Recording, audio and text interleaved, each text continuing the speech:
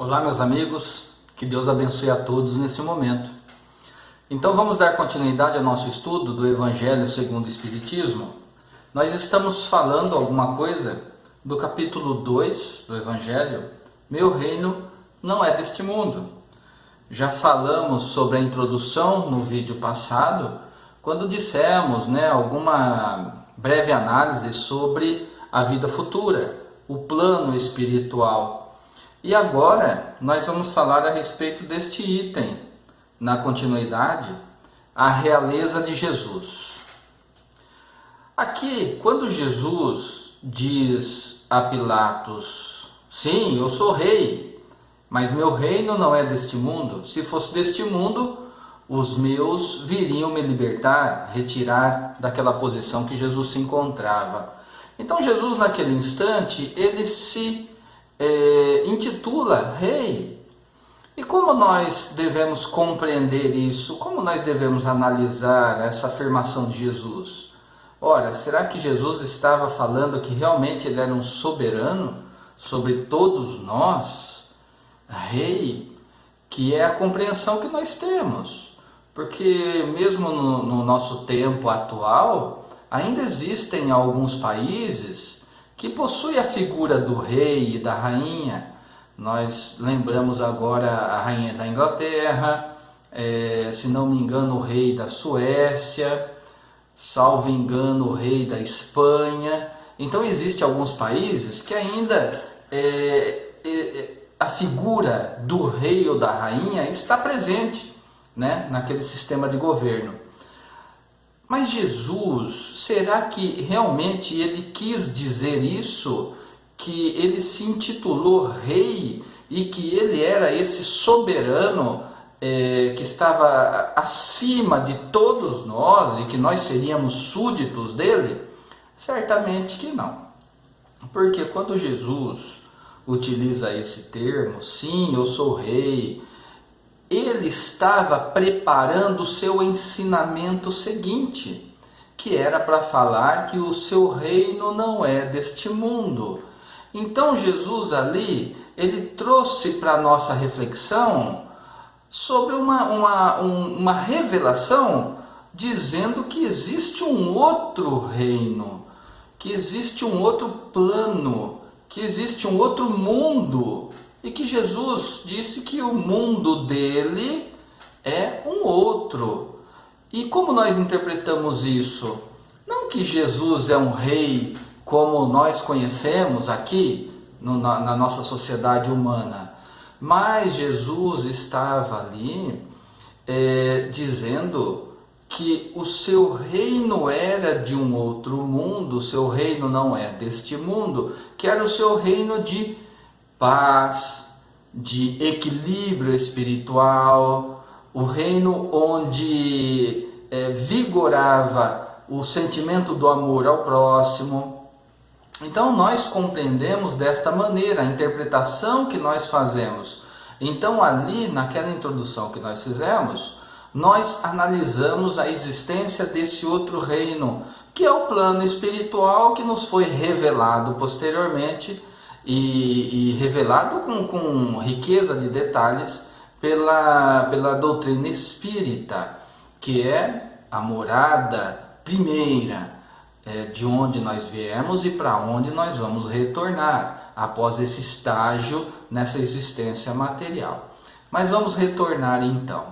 Quando Jesus diz que ele é rei, nós temos que compreender essa afirmação de nosso mestre como sendo aquele que é dotado de autoridade moral e não política. Porque a autoridade moral para o espírito imortal, essa autoridade é eterna. Para aqueles que atingiram um nível de elevação moral, de bom comportamento, baseado o seu comportamento na lei de amor, na lei maior que existe, e também atingindo o nível de grande conhecimento de tudo que está ao nosso redor, esse espírito superior que atingiu, ele tem uma projeção moral infinitamente maior do que todos nós. Mas o que Jesus nos revelou, depois complementou a doutrina espírita, é que nós estamos no caminho. Nós estamos aqui passando pelas experiências do nosso dia a dia, e aqueles que se preocupam em passar por essas experiências e colocar em prática os ensinamentos do Evangelho com boa vontade, estão aprendendo a se tornarem pessoas melhores, consequentemente, burilando seus maus pensamentos e ampliando as suas virtudes. Esse é o nosso desafio, um desafio constante e diário, que precisamos pautar o nosso comportamento. Então, conforme nós vamos melhorando, nos desafiando a exercitar o sentimento, a exercitar a inteligência, nós vamos nos capacitando a subir um degrauzinho a mais na escala evolutiva. E vamos também ampliando o nosso nível de entendimento moral. Jesus é um soberano moral, porque está acima de todos nós em comportamento, em sentimento, em inteligência. Nós estamos galgando, é a nossa pretensão de seguir os seus ensinamentos para que nós possamos, Porque Jesus, como nos ensinou os Espíritos, é o nosso modelo e guia. Modelo porque todo o seu comportamento, todo o seu ensinamento é digno de ser seguido. E guia porque ele mostra o caminho que ele já trilhou. É por isso que Jesus ensina para a gente, como um professor que ele foi, que ele é. Então nós estamos buscando a seguir o que ele nos ensinou, porque ele já passou por tudo isso. Por isso que ele é o guia e modelo, espírito superior e soberanamente de condição, de status moral muito superior a todos nós.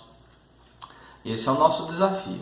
Então, quando Jesus diz que ele é rei, nós temos que entender nesse sentido, e não de maneira literal, e não achando que ele é o rei que manda, aquele rei que determina, aquele rei que é soberano, porque herdou a realeza dos pais, dos avós e assim por diante, que é a realeza aqui terrena. É assim que ela ocorre, Ela transmite de geração em geração através dos laços do sangue.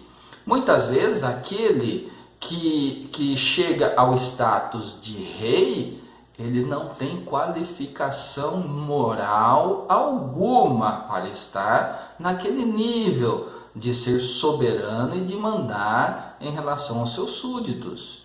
Por isso que nós compreendemos que na espiritualidade, conforme os Espíritos nos ensinam, não existe jeitinho para se chegar a ocupar um nível de liderança espiritual. Não tem jeitinho, tudo é mérito. Então, se Jesus ocupa esse status superior de desenvoltura, de soberano, de maneira soberana na sua moral, é porque ele tem mérito para tudo isso. Não existe jeitinho no mundo, no reino de Deus, não existe jeitinho como nós vemos aqui.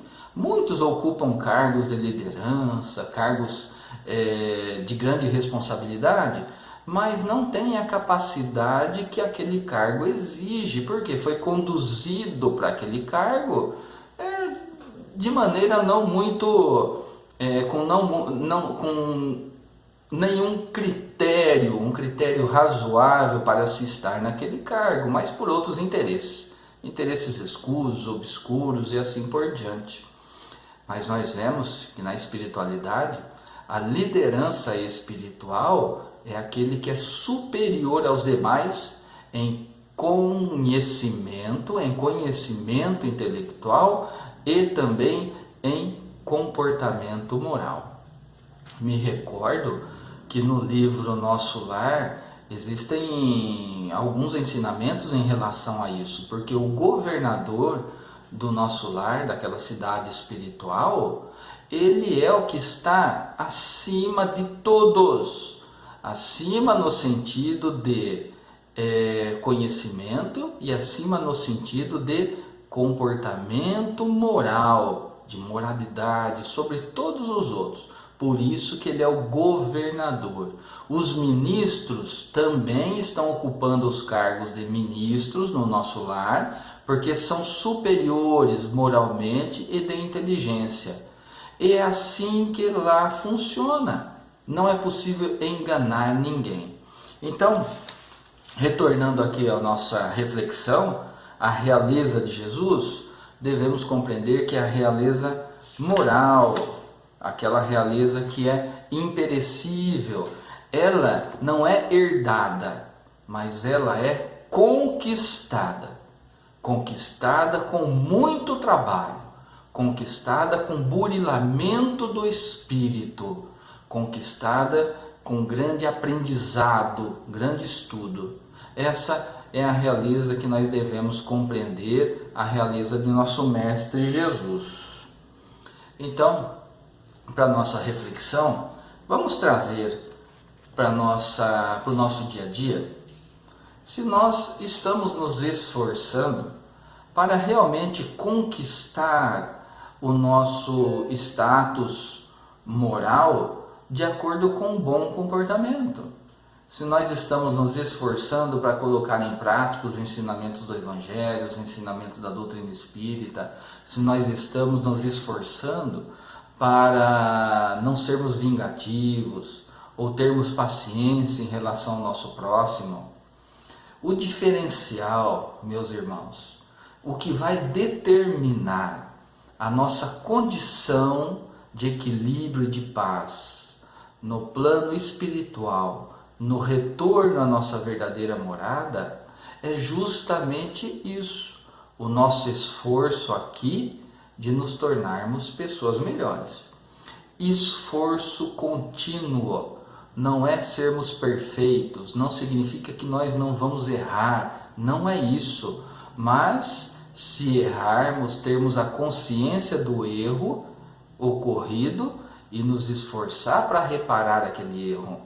Então, aí está o diferencial entre aqueles que estarão numa condição de equilíbrio relativa no plano espiritual e aqueles que estarão numa perturbação muito grande. É a consciência de fazer aquilo que é certo, a consciência de nos esforçarmos para colocar em prática o sentimento do amor ao nosso próximo. Então o desafio para essa semana é justamente esse: exercitar o comportamento, o bom comportamento moral, tendo por guia e modelo o nosso Mestre Jesus. Meus amigos, vamos então à nossa oração de encerramento? Mestre amigo, agradecemos imensamente a esta oportunidade, onde paramos alguns instantes para refletirmos em relação ao ensinamento da doutrina, em relação ao vosso Evangelho e em relação ao nosso comportamento aqui na presente existência. Que nós possamos equilibrar o nosso pensamento, que possamos colocar em prática os bons sentimentos e nos esforçar para nos tornarmos pessoas melhores a cada dia. Assim seja. Meus irmãos, fiquem na paz de nosso Mestre Jesus. Até o próximo encontro. Um abraço.